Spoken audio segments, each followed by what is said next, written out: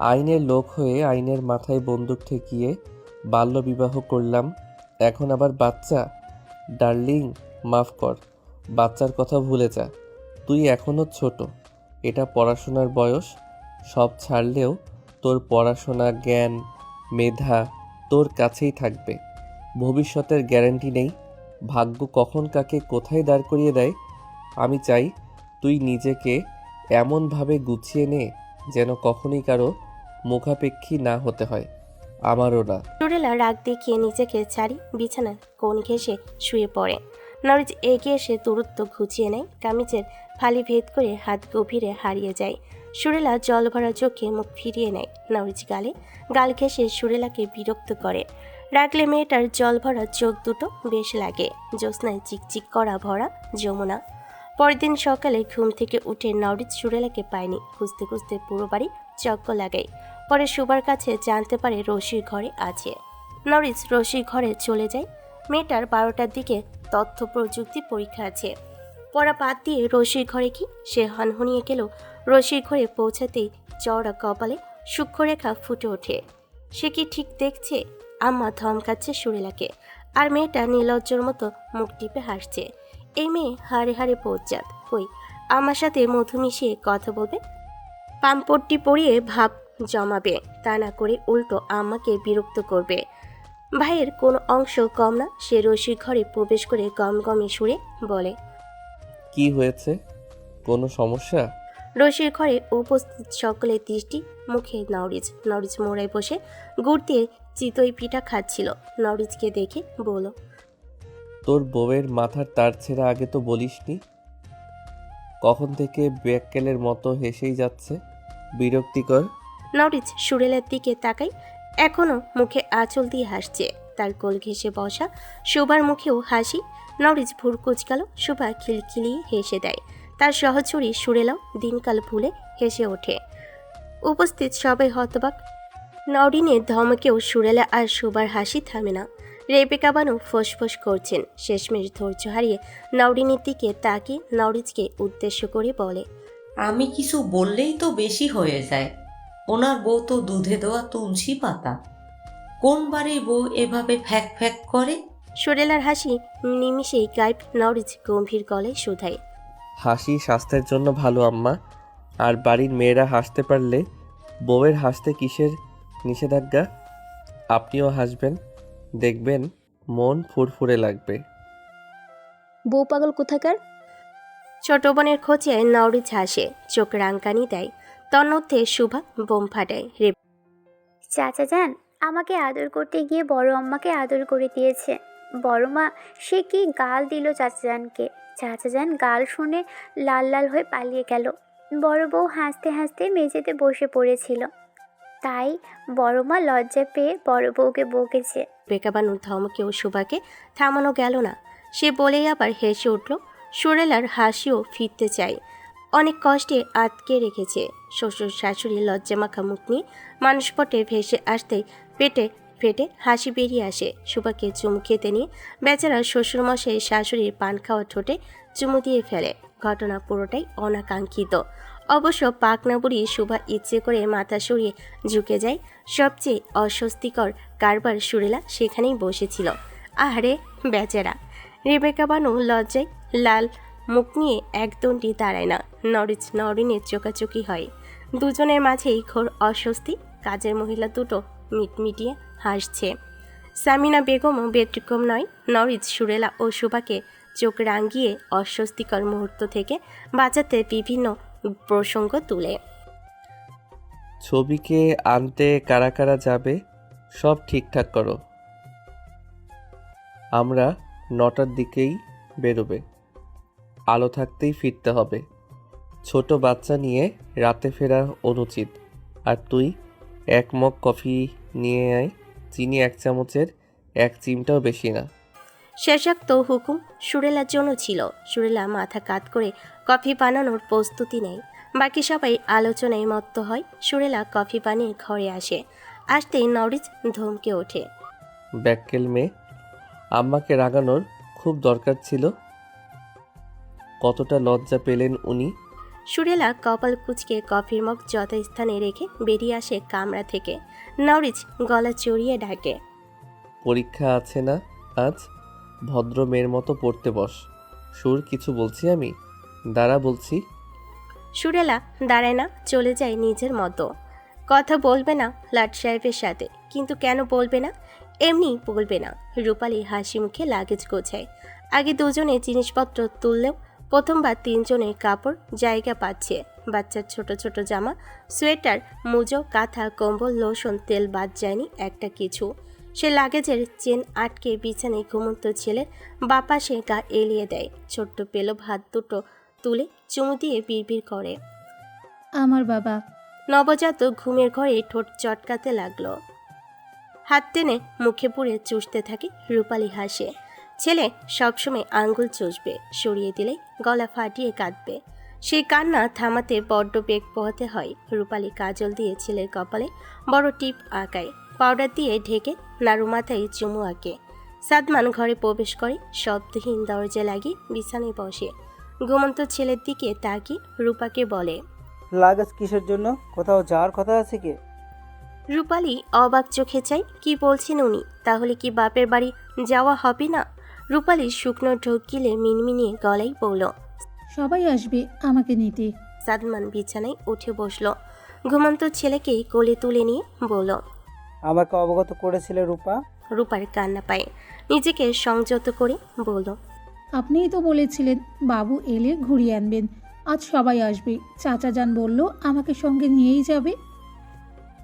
অন্য সময় নিয়ে যাব, এখন না।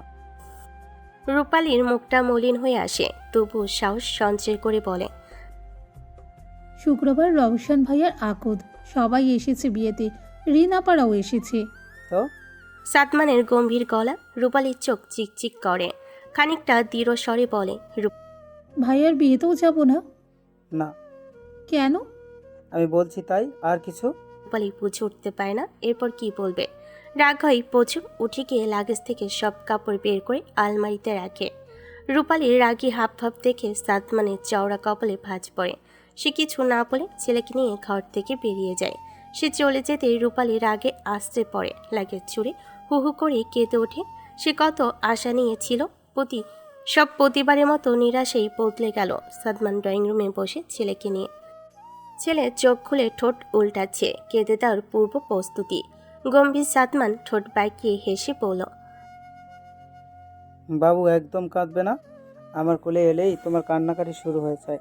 একদম কাঁদবে না। বাচ্চাটা শোনে না বাবার কথা, ফিকরে ফিকরে কেঁদে ওঠে। তার কান্নার আওয়াজে রান্নাঘর থেকে রাফিয়া ছুটে আসে। সাদমানের কোল থেকে বাচ্চাকে ছিনিয়ে নিয়ে দোল খাওয়ায়। ভাইয়া, বাচ্চাদের সাথে মিষ্টি মিষ্টি করে কথা বলতে হয়। কুচকে আওয়াজের মতো গলা ফাড়লে বাচ্চা ভয় পাবে না। দেখো কিভাবে কাঁদছে। বলে বাবুলে, কাঁদো না, দেখো কে নিয়েছে তোমাকে। বাচ্চা শান্ত হয় নিমিত্তে। সাদমান ফারিয়ার দিকে তাকায়। ভাইয়ের চাহনিতে ফারিয়ার চোখ দুটো টলমলো হয়ে আসে। সে টলমলো চোখে তীব্র আকুতি। সাদমান দীর্ঘশ্বাস ফেলে বলে। বাবুকে দে। কাল এসেছি অথচ প্রাণ ভরে দেখতেছি পাচ্ছি না। না, দেব না, কাঁদবে আবার। আমার কাছেই থাক। বলে বাচ্চাকে নিয়ে চলে যায়। সাদমান কয়েকবার ডাকলো, ফারিয়া শোনে না। সাদমান খেয়াল করেছে ফারিয়া একবার বাবুকে নিলে আর দিতে চায় না, দিবেই না। সে ঠোঁটে ঠোঁট চাপে। সুরাইয়া বেগম হুইল চেয়ারে চাকা ঘুরিয়ে ড্রয়িং রুমে আসে। ছেলেকে দেখে শোধায়। সাদ, রূপার সাথে কথা বলছিস? কি বিষয়ে? এই যে, আজ পাঠাবো না। আমার ঘর আলো করে আমার নাতি এসেছে। ওকে দূরে রেখে আমি শান্তি পাবো না। তাছাড়াও ডাক্তার বলেছে খুব যত্নে রাখতে। গ্রামের দিকে বেশ শীত পড়েছে। এই ঠান্ডায় বাচ্চাদের নিউমোনিয়া হওয়ার সম্ভাবনা বেশি। এক পরিবেশ থেকে আরেক পরিবেশ গেলে বাচ্চার উপর প্রভাব পড়বে। আমি বাবা কোনো রিস্ক নিতে চাই না। এখানে আমার চোখের সামনে থাকবে, আমি শান্তি পাবো। ওই রিচ যতই তেরামি করুক, তুই কিন্তু রাজি হবি না। সাদমান ছোট্ট করে হুম। বলে খবরের কাগজ হাতে নেয়। সুরাইয়া বেগম কিছু বলার জন্য উসখুস করেন। সাদমান খবরের কাগজে দৃষ্টি অবিচল রেখে বলল। কিছু বলতে চান আম্মা? সুরাইয়া বেগম রান্নাঘরের দিকে তাকান। সেথায় ফারিয়া বাচ্চার সাথে আধো আধো বলিতে কথা বলছে আর হাসছে। মায়ের বুকটা হু হু করে ওঠে। তার মেয়ের কোলেও তো আল্লাহ পাক এরকম রাজপুত্র দিতে পারত। তিনি ছেলেকে বলেন, এত ফরিয়াদ করি অথচ উপরওয়ালা শুনেন না। মেয়েটার কুল কি অশূন্য থেকে যাবে? সাত সাদমান খবরের কাগজ নামিয়ে ফারিয়ার দিকে তাকায়। বোনের জন্য তারও খারাপ লাগে, কিন্তু তারই বা কি করার আছে। সুরাইয়া বেগম হুইল চেয়ার ঘুরিয়ে এগিয়ে আসেন, ছেলের হাত ধরে অনুনয় করেন। সাত, তোরা জলদি করে আরেকটা বাচ্চা নে, আর আমার মেয়েটার শূন্যকুলটা হাসুক। আম্মা, না করিস না সাত, তোর মা তোর কাছে ভিক্ষা চাইছে। আমার অভাগী মেয়েটার মুখের দিকে একবার তাকা। সাদমান মায়ের হাত ছাড়িয়ে নেয় আলগোছে, শান্ত অথচ গুরুগম্ভীর ভঙ্গিতে বলল, আমার আশেপাশে দেখুন কত শিশুরা অনিশ্চিত ভবিষ্যৎ নিয়ে অনাথালয়ে অনাদরে দিনাতিপাত করছে। অ্যাডাপ্ট করতে পারেও, দরকার পড়লে আমি বন্দোবস্ত করব। ওর কোলেও হাসবে, সাথে এক অনাথ পরিবারও পাবে। দ্বিতীয় কেন, কোনো বাচ্চাই দেওয়া আমার পক্ষে সম্ভব নয়। এসব বলে আমাকে বা রূপাকে অস্বস্তিতে ফেলবেন না। আমি আমার বোনকে ভালোবাসি, অনেক স্নেহ করি, তাই বলে এত বড় ত্যাগ আমার দ্বারা সম্ভব নয়। আমি অতটাও উদার নই। সুরাইয়া বেগমের মুখের রং বদলে গেল, কান্না ভেজা গলায় বলে, বোনের জন্য পাষাণ মনটা কাঁদে না, তাই না? ওর অসহায় মুখের দিকে তাকিয়ে দেখিস একবার। শাহিরকে তো দিতে বলছি না, পরের বাচ্চাটা না হয় দিস। এক কথা বারবার বলতে ভালো লাগে না আম্মা? কতটা নিষ্ঠুর তুই সাত। ও তোর আপন বোন। তোর বাবা মারা যাবার সময় তোর হাতে ওদের সবাইকে সঁপে দিয়েছিল। বলেছিল অভাব কী জিনিস যেন তা ওরা ঘুণাক্ষরেও টের না পায়। ওনার অনুপস্থিতিতে তুই তো সবার ছায়া। মায়ের মন ভেজানো কথা প্রভাবিত করতে পারে না খোলসে আবৃত হৃদয়খানি। সাদমান বিরক্ত হয়ে উঠে যাবে, কলিং বেল বেজে ওঠে এক নাগারে। দরজার ওপাশে ব্যক্তিটি খুবই ধৈর্যহীন। সাদমান কপালে আঙ্গুল ঘেঁষে নিজেকে ধাতস্থ করে এগিয়ে যায়। দরজা খুলতেই হুড়মুড়িয়ে প্রবেশ করে চঞ্চলা কিশোরী। কোথায় আমার আপু? কোথায় আপুর বাবু? কোথায় লুকিয়ে রেখেছেন ওদের? সাদমান হাসল। রূপসা আসবে তার ভাবনার বাহিরে ছিল। মেয়েটা এই প্রথমবার বোনের বাড়িতে এলো। সে কণ্ঠে অবগতা ফুটিয়ে বলে, আমি কি ঠিক দেখছি? পিচ্ছি রূপসা এসেছে এই গরিবের ঘরে? পেতনি টেতনি নাও তো আবার? আমি শুধু আপুর বাবুকে নিতে এসেছি। খালামণি আর হবু শাশুড়ি আম্মা না এলে তো বাবু রাগ করবে। রূপসা বলে হনহনিয়ে সাদমানকে পাশ কাটিয়ে বাকি সবাইকে রেখে একাই চলে যায় ভেতরে। উঁচু স্বরে আপা বলে হাঁক ছাড়ে। সুরাইয়া বেগম বিরক্ত মুখে তাকায় রূপসার দিকে। মেয়েটা তো ভারী বেয়াদব, আদব কায়দা কিছুই শেখেনি। রূপসা তাকে তোয়াক্কা না করি রান্নাঘরের দিকে দৌড় লাগালো। ফারিয়াকে পেছন থেকে রূপালি ভেবে বলে ওঠে, আপারে দেখি তো বাবুকে, বাবু তো আমার মতন। ফারিয়া ঘুরলে রূপসার কথা থেমে যায়। মাথা বাঁধা স্কার্ফে টেনে ঠিকঠাক করে মিনমিনি সুরে বলে, আমি ভেবেছিলাম আমার আপা। আপা কোথায়? এটা কি আপার বাবু? ফারিয়া বাচ্চার মুখপানে তাকায়। তার বলতে ইচ্ছে করে, এটা তোমার আপার না, আমার বাবু। সে হালকা হাসার চেষ্টা করে সম্মতি দেয়। রূপসা হাত পাতে বাচ্চা নেওয়ার জন্য, ফারিয়া দেয় না। তুমি সামলাতে পারবে না, পড়ে যাবে। তাছাড়া বাবু অচেনা মানুষের কোলে গেলে খুব কাঁদে। আমি অচেনা নাকি? আমি আপাতত বাবুর খালামণি, একদিন শাশুড়ি হব, বুঝলেন? আপার সাথে আমার অনেক আগে ডিল হয়েছে, শুধু বাবুর একটা খালুজানের অভাব। দিন না বাবুকে। বলে রূপসা এক প্রকার জোর করে বাবুকে কোলে নেয়। ফারিয়ার ভালো লাগে না। রূপসা বাচ্চাকে কোলে নিয়ে হাসে। দিনটি ছিল শুক্রবার। সময় বাদ আসর। উঠোনে মানুষ কিচকিচ করছে। পোলাও কোরমার ঘ্রাণে মোমো করছে উঠান। সিনান সদ্যই খাওয়া দাওয়া সেরে দাঁত খিলাল করে। দাঁতের ফাঁকে মাংস আটকেছে। সে পানের ডালা থেকে পিক নিয়ে মুখে পড়ে। নিমিষে ঠোঁট টকটকে হয়ে আসে। সিনান পানের পিক ফেলে ঘরের ভেতর তাকঝাক দেয়। জামাই বাবাজি মুখে রুমাল চেপে বসে আছে। একটা জিনিস তার মাথায় খেলে না, বিয়েতে জামাই মুখে রুমাল চেপে রাখে কেন? সে তো বাবা রুমাল টুমাল নিবে না। এত রং ঢঙও মারাবে না। সোজা যাবে, ফটফট করে কবুল বলবে, তারপর বউ এনে বাসু ঘরে কিল তুলে দিবে। পরেরটুকু ভাবতেই পান খাওয়া টকটকে দাঁত দেখে ফ্যাক ফ্যাক করে হাসে। ভূতের লাহান হাসো কেন, হ্যাঁ? শফির কণ্ঠে সিনান পেছন ফিরে তাকায়, আবারও পিক ফেলে খিটখিটে মেজাজ নিয়ে বলল, আমার মুখ আমি হাসমু, কার কি? আমার লগে কেউ জানি কথা কইতে না আসে, আমি কারোর কেউ না। শফি মুখ ভেঙ্গাই, আমিও মরে যাই নাই তোমার লগে কথা কইতে। তুমি সালা পরে কষ্ট দিছ, আশা দিয়া আশা ভাঙছ। আমি সারা জীবন মনে রাখবো, তোমারে ছাপামু। শকুনের দোয়ায় গরু মরে না, আমি কাউরেই আশা টাশা দেই নাই।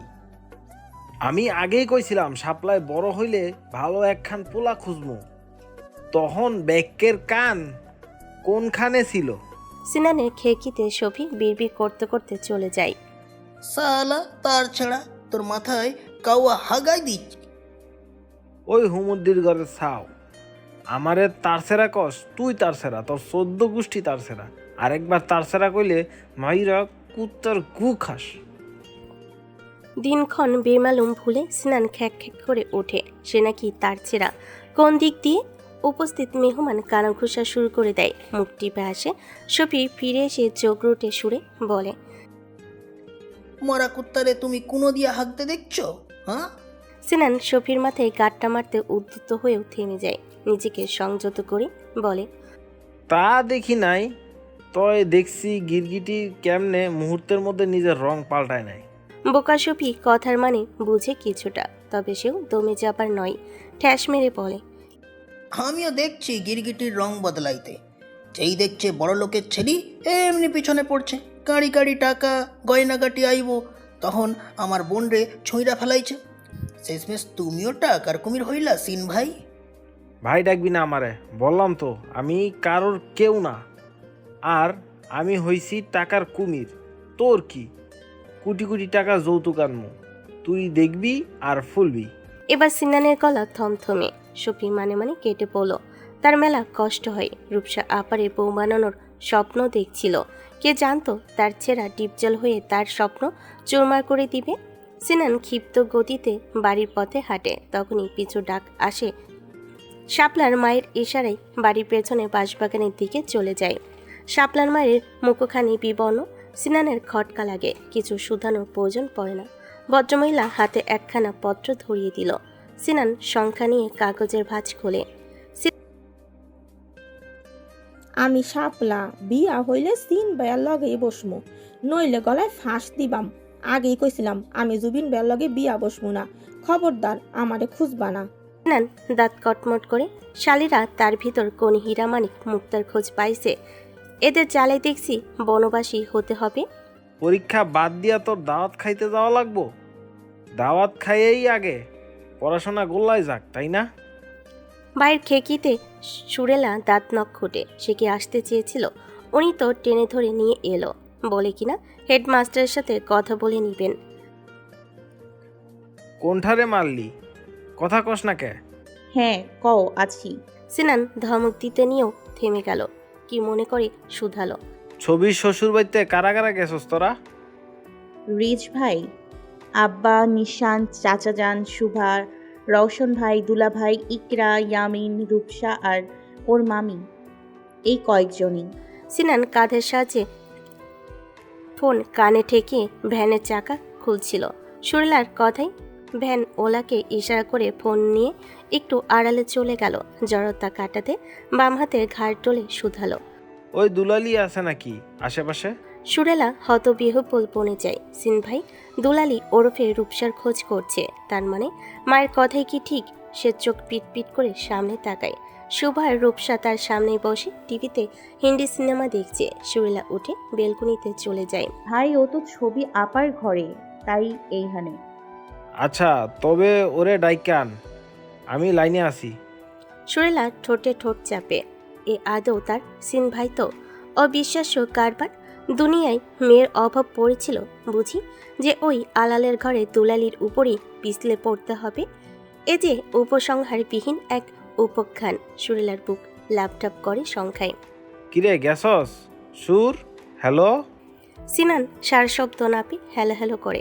সুরেলা কি বলবে ভেবে পায় না, হাত পা কেমন হিম হয়ে আসছে। সে কাচুমচু মুখে বলে, ভাই, রিচ ভাই জানলে। তোর হ্যাঁ চিন্তা করা লাগবো না, যেটা কইছে ওইটা কর। দুলালির সাথে আমার কথা বলাই দে ব্যাস। সিনানের মেজাজি গলায় সুরেলা শুকনো মুখে ঘরে ফিরে আসে। শোভা ও রূপার মাঝে থাকা ভারত পাকিস্তান বর্ডার নামে আখ্যায়িত করে কুশান সরিয়ে ঠিক মাঝখানে বসে। রূপসা একগাল হেসে সুরেলাকে জড়িয়ে ধরে ডাকে, ভাবি আমার জান। শোভা মুখ মুচড়ে রূপসার থেকে সুরেলাকে ছাড়িয়ে নিজে কোল দখল করে নেয়। রূপসা কিছু বলবে, সুরেলা তার হাতে ফোন গুঁজে দিয়ে ছোট্ট করে বলে, কথা বলো।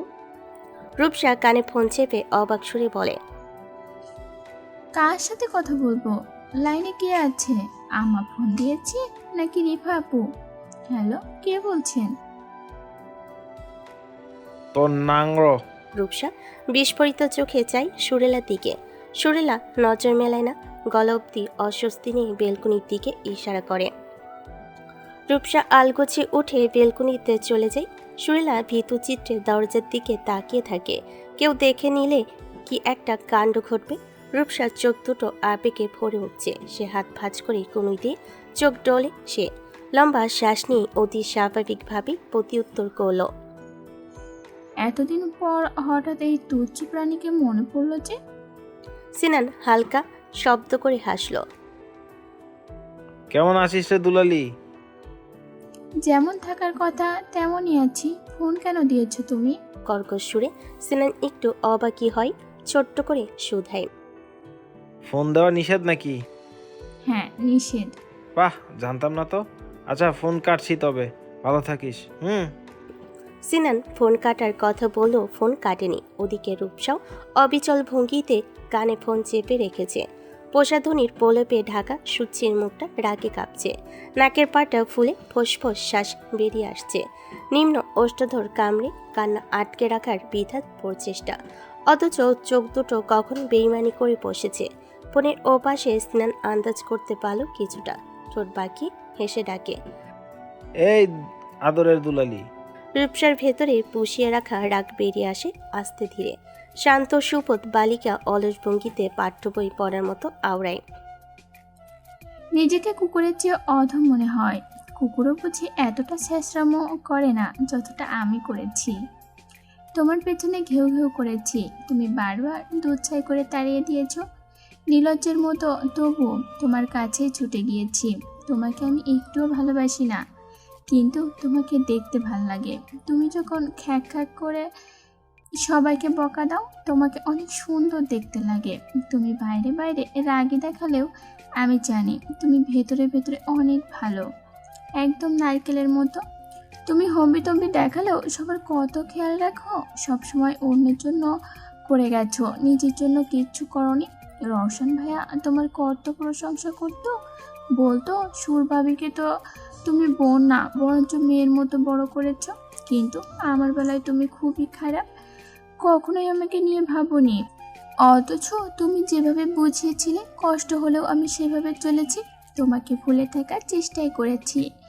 হঠাৎ তুমি কল দিলে, কেন দিলে? সব তছনছ করে আবার কেন আশা জাগালে? তোমার একটা ফোন কলে আমি হাজার হাজার স্বপ্ন দেখে নিয়েছি। পরদিন আমি কতটা আশা নিয়ে ফোন দিয়েছিলাম যে তোমার সাথে কথা বলবো, কিন্তু ফোনের রওশন ভাইয়ের গলা শোনা গেল। আমি এই ভেবে নিজেকে সান্ত্বনা দিয়েছিলাম যে হয়তো বা তোমার ফোন ভুলে রওশন ভাইয়া ধরেছিল, কিন্তু পরে বুঝতে পারলাম সব ভুল ধারণা। কুকুরকে হাড্ডির লোভ দেখিয়ে কি সুন্দর অভিনয় করে মুখ থেকে হাড্ডি কেড়ে নিলে। ব্রাভো চিন ভাইয়া, ব্রাভো চিন ভাই, কত ভালো কাজ করেছো। বন্ধুর কাছে তো তুমি মানুষরূপী ফেরেশতা হয়ে গেছো চিন ভাই। বচ্চনেই ঠোঁটে ঠোঁট চাপে সিনান। ইদানিং সবাই তার উপর চরম বিরক্ত। কেমন দূরে সরে যাচ্ছে সকলে। এত মানুষের ভিড়ে সিনান চালেহ একা। সে ছোট্ট শ্বাস ছেড়ে শান্ত গলায় শুধালো, রোশন গাল দিয়েছে নাকি? রূপসা শব্দ করে হেসে ওঠে। সেই হাসি সেকেন্ডের ব্যবধানে কান্নায় রূপান্তরিত হয়ে গেছে। হাউমাউ সুরে কাঁদতে কাঁদতে বলল, তুমি খুব পচা চিন ভাই, আমাকে আর কখনো কল দিবা না। তুমি আমার কেউ না। সিনান ফোনের সংযোগ বিচ্ছিন্ন করে বুক পকেটে রেখে ফিরে আসে পূর্ব স্থানে। অচল ভ্যানে চাকা সরিয়ে নতুন চাকা লাগানোর কাজে ব্যস্ত হয়ে পড়ে। মুখমণ্ডল তার পূর্বের মতোই শান্ত নদীর শান্ত উর্মিমালা। ওদিকে রূপসা এখনও ফোন কানে চেপে কানেই মশগুল। কোনরূপ সান্ত্বনা বাণী আবেগী মন আশা করেছিল কি, কিন্তু নির্দয় নির্মম পাষণ্ড লোকটা তো তার মন নিয়ে এক্কা দোক্কা খেলা বেশি পছন্দ করে। রূপসা খেয়াল করে কল কেটে দেওয়া হয়েছে। সে গলে ঝুলানো ছোট্ট অন্যায় গালমুখ মুছে কান্না ভোলার চেষ্টায় মত্ত হয়। ফর্সা মুখটা রক্তিম হয়ে উঠেছে। নিজেকে সামলে রূপসা পিছু ফিরতে রক্তিম মুখটা পিলে চমকায়। তবে বোকা রূপসা নিজের বুদ্ধিমত্তায় পরিচয় দিয়ে হালকা হাসল। ফোন দেখিয়ে বলল, চাচি আমার কল ছিল। বেলকনির দরজায় দণ্ডায়মান নওরিচ রূপসার হাত থেকে ফোন ছিনিয়ে নিয়ে গম্ভীর গলায় বলল, তোর সাহস দেখলে আমি অবাক হই পিচ্ছি। আবেগের তাড়নায় ফুল ভেবে কাটায় মুখ ডুবিয়েছিস। খেসারত্ব দিতেই হবে। ছবির শ্বশুর বাড়ি, তাই দুজনে বেঁচে গেলি। বাড়ি ফিরি, তারপর দেখে নিচ্ছি তোদের। রূপসা সুরেলার দিকে তাকায়। সুরেলার ব্যথিত চাহনি রূপসাতেই নিবদ্ধ। বুঝে উঠতে পারছে না সে রূপসার জন্য চিন্তিত হবে নাকি তার ভাইটির জন্য। যাই হবে হোক, তার ভাইয়ের দিকে আঙ্গুল উঠলে সে চুপ থাকবে না মোটেও। এই কনকনে শীতেও গায়ে নেই শীতের পোশাক। কালো শার্টের বোতাম অধিকাংশই খোলা। ভেজা চুল চুয়ে পানি পড়ছে, তাতেও ভাবান্তর নেই। সে সিগারেটের নেশায় বুধ রুক্ষ পোড়া ঠোঁটে সিগারেট চেপে নাকি মুখে ধোয়া ছাড়ে। হঠাৎ চোখ যায় বেলকনি দরজায়। নীলরঙা শাড়িতে ব্যক্তিগত নারীর আবদ্ধমস্তক চোখ বুলিয়ে আবারও সিগারেট ঠেসে ধরে ঠোঁটে। গা হিম ধরিয়ে দেওয়া সে ধারালো চাহনিতে প্রতিবারের মতো নুয়ে যায় রূপালী। অপিও সিগারেটের গন্ধ তার সয়ে গেল বাচ্চার জন্য ক্ষতিকর। রূপালী কোলের বাচ্চাকে ঢেকে নেয়, মিনমিনি সুরে বলে, সিগারেট ফেলে দিন না। এত বছরের সংসারে প্রথমবার এই কথা বলার সাহস করল রূপা। সিগারেট অবচয় সাদমানের পছন্দ না। সে পুরো শলাকার নেশা নিজের ভেতর টেনে নিয়ে তবেই ফেলে দেয়। দুহাত পেতে রূপালীকে বলে, বাবুকে আমার কোলে দাও। রূপালী বাবুকে তার বাবার কোলে তুলে দিল। সাদমান ছেলের মুখপানে তাকিয়ে হালকা হাসল। তুলমুল চোখে যে আঙ্গুল চষছে। রূপালী পাশেই দাঁড়িয়ে। লোকটার মাথা ভেজা, গোসল করে মাথা মুছে নি নাকি? এই শীতে ঠান্ডা লেগে যাবে তো। সে ঘর থেকে তোয়াল এনে বলে, এটা দিয়ে মাথা মুছে নিন, ঠান্ডা লেগে যাবে। তোমার হাত নেই? রূপালী ফ্যাল ফ্যাল করে তাকাই। সাদমান এক হাতে ছেলেকে সামনে, অপর হাতে রূপালীর চোয়াল চেপে কাছে টেনে আনে। ফুলে ওঠা অষ্টপুটের ভাজে সিগারেটের পোড়া রুক্ষ অষ্টপুট আগ্রাসীভাবে আধিপত্য জমায়। রূপালীর মনে হলো সে সিগারেটের স্বাদ নিচ্ছে। সে বাধা দেয়। ব্যালকনিতে সবাই দেখছে স্যার। সাদমান বাধা মানে না। নিম্ন ওষ্টা ধরে দাঁতের দংশনে রূপালীর পরনের শাড়ি খামচে ধরে। সাদমান জল ছেড়ে ঘাড় চেপে আরও কাছে টানে। এই মিষ্টি মুহূর্তে বিঘ্ন ঘটায় ছোট্ট বাচ্চার কন্দন। সাদমান রূপালীকে ছেড়ে ছেলের দিকে তাকায়, স্মিত হেসে বলে, বাবু, তোরও তো আদর চাই নাকি? নে, দিলাম আদর করে।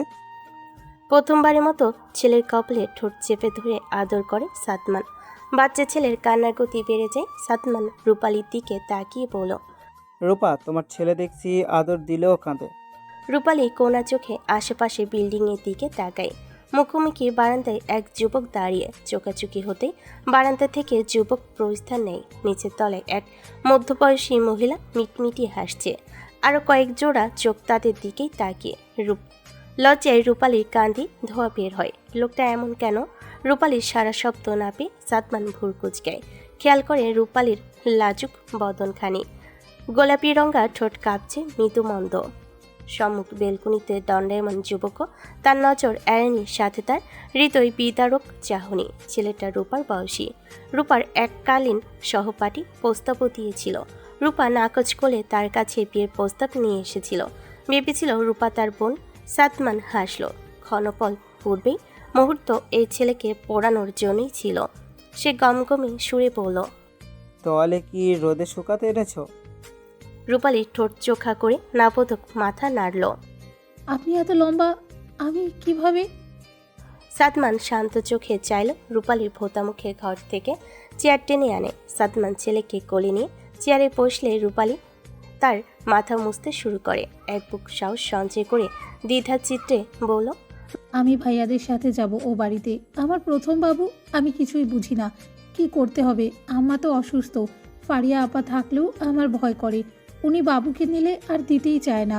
রূপালী জবাব শোনার জন্য মুখিয়ে সাদমান স্বভাবগত শান্ত ভঙ্গিতে বলল, আমি আছি, এখন সব সামলে নিব, তোমাকে চিন্তা করতে হবে না।